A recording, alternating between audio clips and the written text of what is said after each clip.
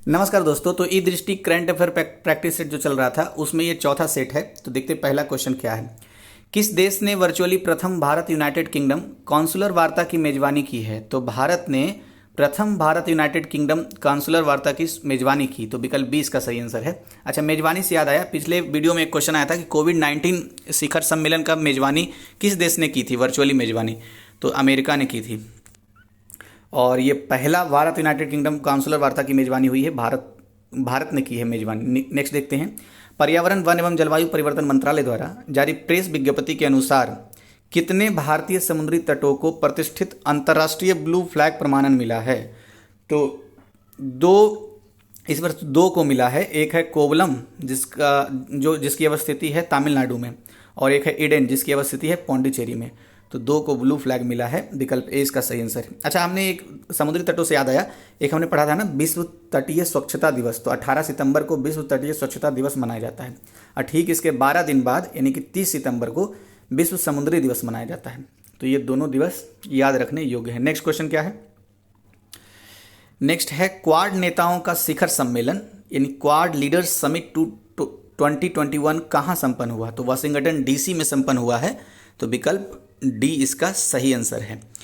अच्छा, क्वाड में कितने सदस्य देश हैं? 4 सदस्य देश हैं। इसके लिए एक ट्रिक था, वो क्या था? जय Australia, Japan, America, India, Australia, 4 हैं। और इन चारों के बीच में एक सैन्य अभ्यास होता है, मालाबार अभ्यास। पहले 3 ही होता था, लेकिन अब ऑस्ट्रेलिया को शामिल कर लिया गया है। तो मालाबार अभ्यास भी याद रखने योग्य है पीटी के दृष्टिकोण से। नेक्स्ट, पश्चिमी यूरोप का कौन सा देश एक जनमत संग्रह में नागरिक विवाह और समान लिंग वाले जोड़ों के लिए बच्चों को गोद लेने के अधिकार को लगभग 2/3 बहुमत से वैध बनाने पर सहमति व्यक्त की है? तो स्विट्जरलैंड में यह सहमति व्यक्त हुई है। तो विकल्प 20 का सही आंसर है।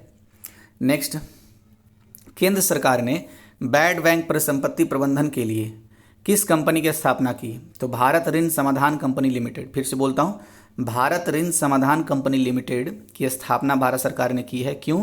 बैड बैंक परिसंपत्ति प्रबंधन के लिए की है।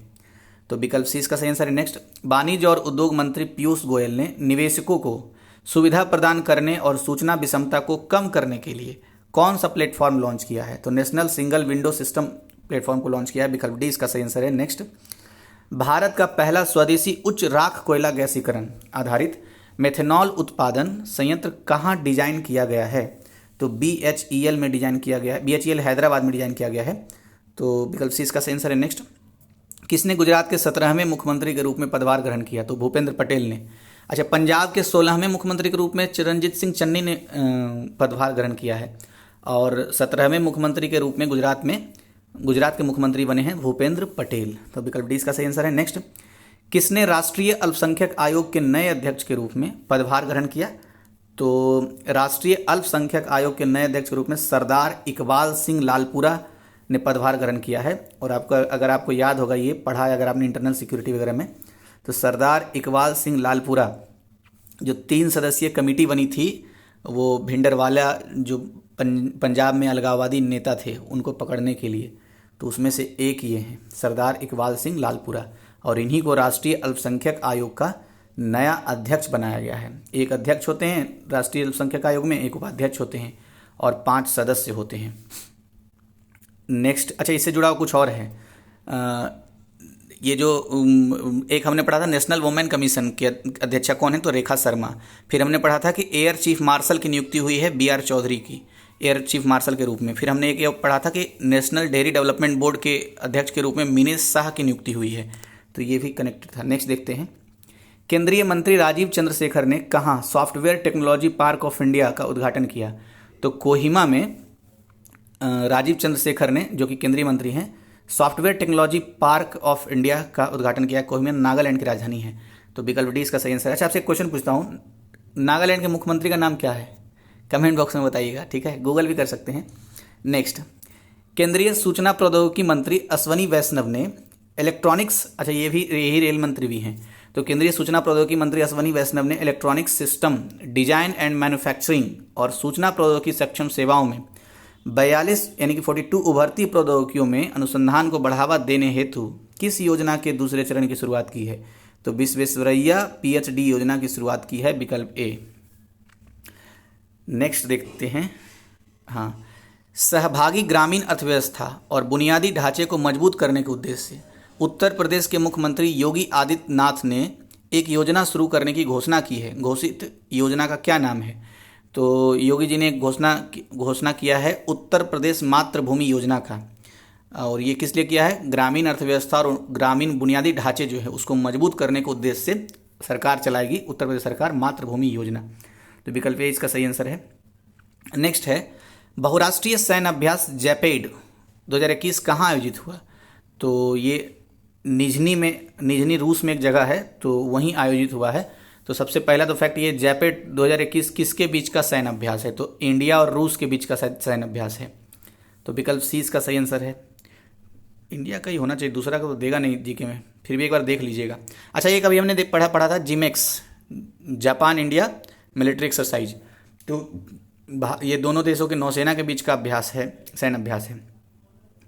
नेक्स्ट, किन देशों की नौसेनाओं के बीच वार्षिक द्विपक्षीय समुद्री अभ्यास कोंकण 2021 आयोजित हुआ? तो भारत और ब्रिटेन के बीच में अभ्यास होता है अभ्यास कोंकण। तो विकल्प सी इसका सही आंसर है। अच्छा, भारत और ब्रिटेन के बीच में एक अजय वॉरियर भी होता है सैन्य अभ्यास, तो ये भी ये नाम याद रखना है। नेक्स्ट, पहला हिमालयन फिल्म महोत्सव 2021 कहाँ आयोजित हुआ? तो लेह में सबसे पहला हिमालयन फिल्म महोत्सव आयोजित हुआ है। तो विकल्प बी इसका सही आंसर है। अच्छा, लेह में ही इस वर्ष के जो बजट आया था, अब तो नया आएगा फरवरी में, तो उसमें बताया गया था एक केंद्रीय विश्वविद्यालय खोला जाएगा लेह में, लद्दाख के लेह में। नेक्स्ट देखते हैं, G20 शिखर सम्मेलन कहाँ आयोजित होगा? तो इटली में G20 शिखर सम्मेलन आयोजित होगा। विकल्प ए इसका सही आंसर है। नेक्स्ट, यूके स्थित प्रमुख वित्तीय प्रकाशन यूरोमनी द्वारा वर्ष 2021 के लिए घोषित उत्कृष्टता के लिए वैश्विक पुरस्कारों के तहत किस वित्तीय सेवा समूह को 3 वर्षों में दूसरी बार विश्व के सर्वश्रेष्ठ बैंक तथा विश्व के सर्वश्रेष्ठ डिजिटल बैंक के लिए नामित किया गया है? तो डीवीएस बैंक को विश्व के सर्वश्रेष्ठ डिजिटल बैंक और विश्व के सर्वश्रेष्ठ बैंक दोनों के रूपों में नामित किया गया है। विकल्प बी इसका सही आंसर है। नेक्स्ट देखते हैं, विश्व भर में अंतर्राष्ट्रीय शांति दिवस मनाया गया, इस दिवस का मुख्य विषय क्या था? तो पहला तो फैक्ट क्वेश्चन में है कि 21 सितंबर को अंतर्राष्ट्रीय शांति दिवस मनाया जाता है। और इस दिवस का जो इस वर्ष का थीम था वो recovering better for an equitable and sustainable world. फिर से बोलता हूँ, recovering better for an equitable and sustainable world, ये थीम था अंतर्राष्ट्रीय शांति दिवस का, जो कि 21 सितंबर को मनाया गया। तो 21 सितंबर ऐसे भी याद रखना है, 21 सितंबर अंतर्राष्ट्रीय दिवस, अंतर्राष्ट्रीय शांति दिवस। अच्छा, सितंबर में दो और हम जानते हैं, एक था 18 सितंबर। क्या होता है 18 सितंबर को? 18 सितंबर को विश्व तटीय स्वच्छता दिवस, और ठीक इसके 12 दिन बाद विश्व समुद्री दिवस मनाया जाता है। तो ये तो हमने देख लिया था। कुछ और हमने बात किया, जैसे international day of family remittance, तो ये 16 सितंबर को है क्या? डेट ही लगता है इसका, नहीं लिखा हमने। 16 तारीख को ये मनाया गया है, 16 जून है ये। तो 16 जून को international day of family remittance मनाया जाता है। अच्छा, विश्व तटीय स्वच्छता दिवस तो 18 सितंबर हो ही गया। विश्व कपास दिवस 7 अक्टूबर को मनाया जाता है। विश्व जैव ईंधन दिवस 10 अगस्त को, और विश्व समुद्री दिवस तो अभी हमने बात कर ही ली थी, तो 30 सितंबर को मनाया जाता है। 21 सितंबर को अंतर्राष्ट्रीय शांति दिवस, इसके 9 दिन बाद विश्व समुद्री दिवस, और ये क्या है, स्वच्छता दिवस, विश्व तटीय स्वच्छता दिवस, ये 18 सितंबर को। और इस वर्ष जो अंतर्राष्ट्रीय शांति दिवस मनाया गया है, इसका जो थीम था recovering better for an equitable and sustainable world. Next देखते हैं, संपूर्ण विश्व में विश्व प्रेस स्वतंत्रता दिवस यानी वर्ल्ड प्रेस फ्रीडम डे मनाया गया। वर्ष 2021 में दिवस का मुख्य विषय क्या था? तो information as a public good, यही इसका थीम था। तो विकल्प सी इसका सही आंसर हो गया। नेक्स्ट, किस भारतीय तीरंदाज को विश्व तीरंदाजी के खिलाड़ियों की समिति में चुना गया है? तो अभिषेक वर्मा को चुना गया है। तो विकल्प डी इसका सही आंसर हो गया। नेक्स्ट, युवा शतरंज खिलाड़ी भारत का 70वां ग्रैंड मास्टर बन गया है। तो राजा ऋत्विक ये बने हैं। तो विकल्प ए इसका सही आंसर है। नेक्स्ट, ताशकंद उज्बेकिस्तान में संपन्न Asia rugby under 18 girls sevens championship में किस देश ने भारत को हराकर स्वर्ण पदक जीता है?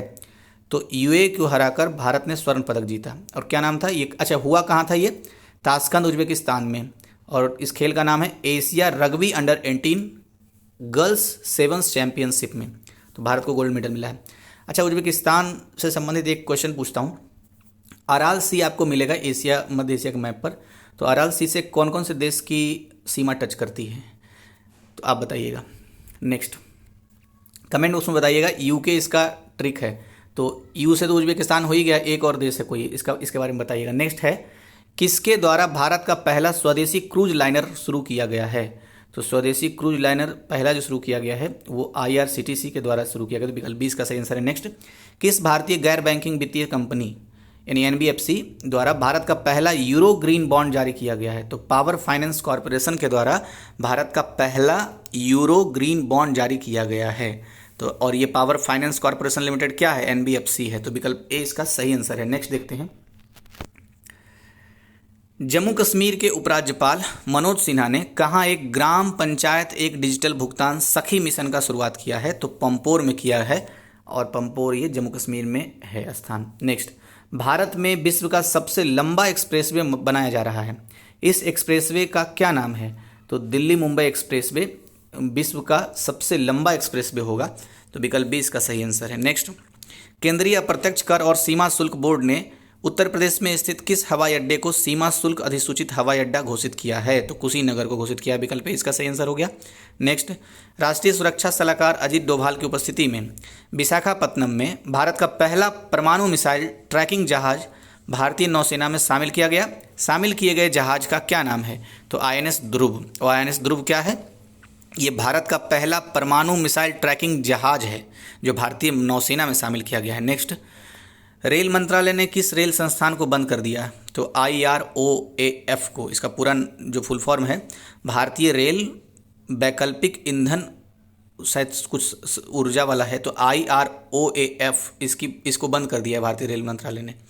नेक्स्ट क्या है, मध्य न्यूयॉर्क में, न्यूयॉर्क में आयोजित क्लाइमेट वीक में किस भारतीय अभिनेत्री को भाग लेने के लिए आमंत्रित किया गया? तो 20 से 26 सितंबर के बीच में जो हुआ है न्यूयॉर्क में क्लाइमेट वीक, इसमें भूमि पेडनेकर को, जो अभिनेत्री हैं, इनको आमंत्रित किया गया है। तो विकल्प सी इसका सही आंसर है। तो इस तरह से चौथा सेट भी समाप्त हो गया। Thank you.